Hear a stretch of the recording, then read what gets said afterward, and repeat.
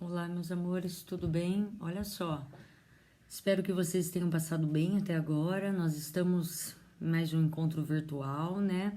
Vamos continuar nosso material para não ficar parado aí no meio do caminho, já que a gente tem todas as ferramentas, né? Todas as possibilidades de nos mantermos conectados, né? Ainda que virtualmente, mas nós damos prosseguimento aos nossos estudos, não desamparando vocês, sempre mantendo firme a nossa posição de educador, né, de estarmos aí alinhados ao conhecimento.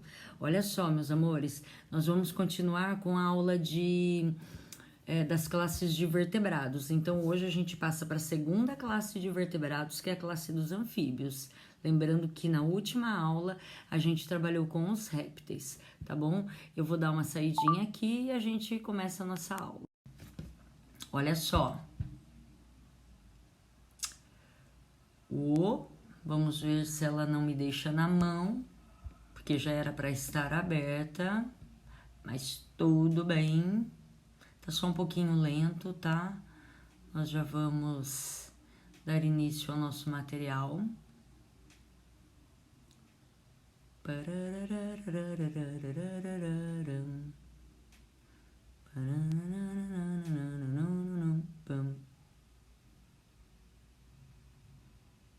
Acho que não vai abrir, deixa eu tentar esse do lado.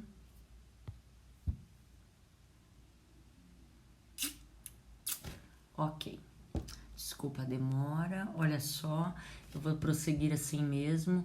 Amores, olha só, nós estamos na segunda classe de vertebrados, lembrando, vou repetir rapidão: reino animal, filo cordados, subfilo vertebrados. Característica principal dos vertebrados: coluna vertebral. Quem deu origem à coluna vertebral? A notocorda. Ok? Olha só, amores, anfíbios. Aí já tem uma dica enorme. Que significa anfíbios? Vida dupla, a palavra tem esse significado.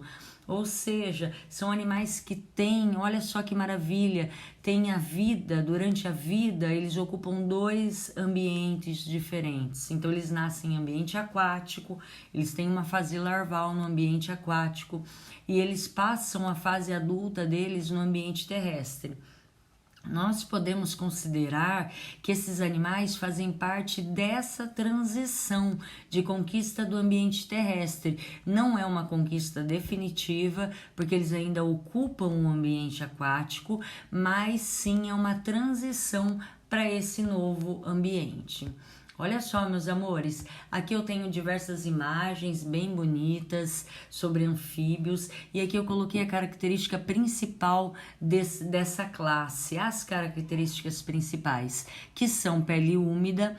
Aqui tem uma dica já muito boa: pele úmida. Toda vez que a gente falar em pele úmida, a gente tem que lembrar que a umidade da pele produzida por glândulas presentes, elas estão relacionadas com respiração cutânea, respiração tegumentar, trocas gasosas por meio da pele. Então, lembre sempre, olha só, pele úmida, respiração tegumentar. Respiração tegumentar depende de uma pele úmida, então uma coisa leva a outra.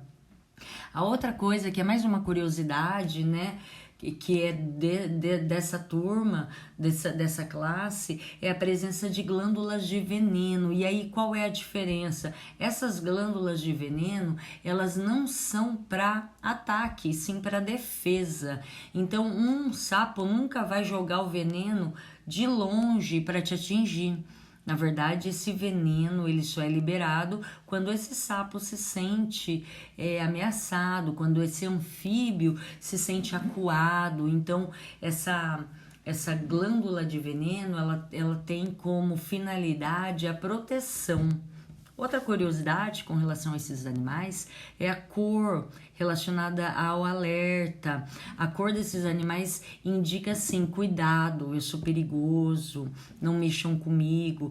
Essa é a ideia principal dessas cores maravilhosas que a gente encontra, ok? Olha só que legal. Esses animais, eles vão apresentar metamorfose. O que significa isso? É uma transformação que ocorre durante a mudança entre a fase larval e a fase adulta. Então, é essa transformação, essa mudança no corpo do animal. Por exemplo, o girino, ele nasce na água. Então, quais estruturas que ele possui para se desenvolver num ambiente aquático? A gente vê na figura, olha que bonitinho o girino aqui, ó. A gente vê nessa figura que a gente tem uma nadadeira, que eu não vejo, por exemplo, num sapo adulto. Por quê? Porque o sapo não daria para usar uma nadadeira no ambiente terrestre. Então, nada mais lógico do que o sapo que vive num ambiente terrestre ter pernas e não nadadeiras.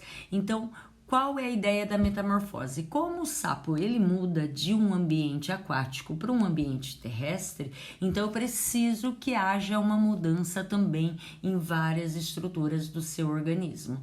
Qual é a ideia? No ambiente aquático, a gente tem o girino. Para locomoção, nós encontramos as nadadeiras. No ambiente terrestre, no caso do sapo, o sapo adulto, ele, no lugar das nadadeiras, ele vai apresentar as patas, os membros locomotores patas. Outra coisa marcante é o tipo de respiração, que muda de branquial, no girino, para uma respiração cutânea, que a gente pode chamar também de tegumentar, e também uma respiração pulmonar.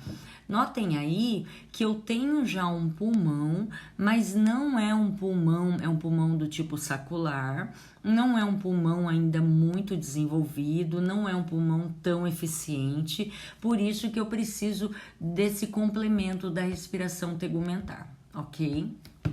Olha só, aqui a gente tem a digestão desses animais, as características relacionadas à digestão. Nós vamos encontrar um tubo digestório completo que já vem aparecendo, né, com boca e ânus. A digestão é todinha dentro do tubo digestório, portanto, é uma digestão extracelular. Eles vão apresentar uma língua bem pegajosa, às vezes protáctil, para pegar as presas ainda voando. Notem essa figura, né, do animal pegando o inseto em voo, uma língua que salta, né, pegajosa, gruda o inseto. Vamos encontrar também dentes, não dentes tão amostras, mas dentes assim bem serrilhados, bem pequenos, que servem apenas para prender o alimento e não para mastigar. Não são dentes tão avantajados, né? São dentes menores, pouco desenvolvidos, bem serrilhados. Então tá aí. Esse é o nossa característica com relação à digestão. Que bonitinho, olha só, são animais carnívoros que comem suas presas. Olha só que bonitinho, comendo uma formiguinha, delícia. Amores, respiração. Aqui é muito importante, isso é bem cobrado em algumas provas, porque a respiração ela muda muito. Então, como o animal ele tem o seu início de desenvolvimento no ambiente aquático, então a estrutura para fazer trocas gasosas com o ambiente aquático são estruturas chamadas de brânquias. Já vimos isso com relação aos peixes, ok? Quando o sapo ele vai para o ambiente terrestre, ou seja, ele de girino ele passa a ser um anfíbio adulto, o que vai acontecer? Essas brânquias se fecham e esse sapo passa a ter respiração cutânea e respiração pulmonar, ok? Que eu já falei antes. Muito bem. Olha só, aqui eu coloquei alguns detalhes de circulação, que é o que eu sempre explico para vocês. Ó, aqui eu mudei um pouquinho a posição, se você comparar com os peixes, agora nosso esquema está em pé, para ficar mais fácil. Notem algumas coisas, lembra que eu já expliquei, vasos em vermelho com sangue arterial, rico em oxigênio, vasos em azul com sangue venoso, rico em CO2. Olhem o coração, o que a gente vai ter? Ó, aqui ele escreve aurículas, a gente chama de átrios, tá? É a nomenclatura mais recente. Então, 2 átrios. Então, ó, em anatomia ao contrário. Desse lado aqui, eu tenho o átrio esquerdo, que é o contrário da sua... o lado esquerdo do esquema é o seu lado direito, ok? Então, aqui, ó, em cima do cursor, tá escrito aurícula, é átrio. Então, eu vou chamar de átrio esquerdo. Do lado de cá, ó, oxi, aguenta aí. Olha só, cadê meu cursor? Do lado de cá, eu tenho átrio ou aurícula direita, é o contrário. E a gente tem um ventrículo só um ventrículo. Não existe separação, paredinha aqui, ó, septo intraventricular. Não existe septo dividindo os ventrículos. Não existe ventrículo direito e esquerdo, então vai haver mistura de sangue venoso com sangue arterial, ok? Então vamos passar, olha só. O que eu tenho de órgão que oxigena? Eu tenho pulmões e pele. Então, ó, aqui em cima está pulmões e pele. Aqui embaixo eu tenho células do corpo. Então, o que eu vou ter? Ó, sai dos pulmões e da pele, respiração cutânea e pulmonar. Sai sangue cheio de oxigênio arterial. Chega no átrio, cai para o ventrículo bate, tum, primeiro tum do coração, manda para o corpo. No corpo, o sangue vai deixar oxigênio e ele passa a ser sangue venoso. Pega o CO2 e sobe. Coração, cai no átrio direito, ventrículo direito, então chega no átrio, cai para o ventrículo bate, sobe para o pulmão. Então, essa é a circulação. É só seguir a certinha que tá mostrando aí. Olha só, circulação fechada. O sangue sempre circula em vasos. Circulação dupla. Olha só, para completar um ciclo completo, o sangue passa 2 vezes no coração. Então, ó, ele passa, sai pulmão, coração, corpo. Coração, pulmão. Passou 2 vezes no coração. E a circulação é dupla por causa disso. Eu posso também olhar daquela outra maneira. Eu olho o coração e vejo que no coração eu tenho 2 tipos de sangue. É uma maneira também de eu classificar como dupla. A outra classificação é que eu chamo de incompleta. Incompleta por quê? Porque o sangue arterial vai se misturar com sangue venoso. E aonde acontece isso? Acontece no ventrículo, por causa daquela falta de septo, de um septo que divide ventrículo direito com ventrículo esquerdo. Aí eu só tenho um ventrículo. Então, nesse momento é que eu vou ter a mistura. Olha só, aqui a gente tem a presença, a característica excreção. Então, olha só, como é a excreção nesses animais. Esses animais vão apresentar rins e agora eu tenho que tomar cuidado para o seguinte. O animal, ele começa o seu desenvolvimento em ambiente aquático, tudo bem? No ambiente aquático, os animais geralmente excretam amônia. Amônia é uma excreta nitrogenada altamente tóxica. Por que animais aquáticos podem excretar amônia? Porque para excretá-la, a gente precisa de uma quantidade grande de água. E eles têm isso. Então, eles usam essa quantidade do ambiente que eles vivem para diluir e excretar amônia. Animais de ambiente terrestre já não possuem essa disponibilidade de água. Então, eles vão excretar alguma excreta, né, no caso, menos tóxica. A ordem é a seguinte, ó, a mais tóxica é a amônia. A mais ou menos tóxica é a ureia.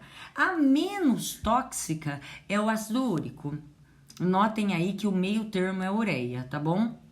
Então, os anfíbios excretam da seguinte maneira. Quando eles são girinos, eles excretam amônia, porque eles estão na água. Quando eles vão para o ambiente terrestre, eles passam a excretar a ureia, que é um composto mais ou menos tóxico, tá? Porque ainda ele vai estar próximo à água, ele não vive num deserto, então ele tem essa disponibilidade dessa água para dissolver essa excreta chamada ureia ainda. Outra característica são os nervos, né, presentes no sistema nervoso. Eu tenho 10 pares de nervos cranianos que aparece para vocês aí no esqueminha bem didático. Olha só, que bonitinho, como que é o namoro dessa turma? Olha só, a reprodução são animais de sexos separados, a gente já explicou isso, são animais dioicos. A fecundação é na água, então fecundação externa. O desenvolvimento é indireto. Elaine, como é mesmo isso? Indireto porque tem larva. E a larva a gente chama de girino. Olha só, não existe cópula, mas existe um movimento. O macho, ele aperta a fêmea, eles lançam os seus gametas na água. Olha aqui essa imagem, ó. Então, não existe introdução de espermatozoides na fêmea. Os espermatozoides são lançados na água, os óvulos também são lançados na água. A fecundação é nesse ambiente aquoso, formando um ovo, uma célula ovo ou zigoto. Aqui é uma proteção de uma cápsula gelatinosa. Esse ovo ele começa a se desenvolver, as divisões celulares, vai formar o embrião se torna girino e aí eu tenho a metamorfose até se transformar num sapinho queridinho e sair para o ambiente terrestre. Lindo, né? Olha só. Então com isso a gente finaliza mais uma aula de hoje. Espero que vocês tenham aprendido, mais uma classe de vertebrados. A gente se encontra, se Deus quiser, na próxima aula. Eu acho que ainda será virtualmente, tá bom? Beijão, fiquem com Deus.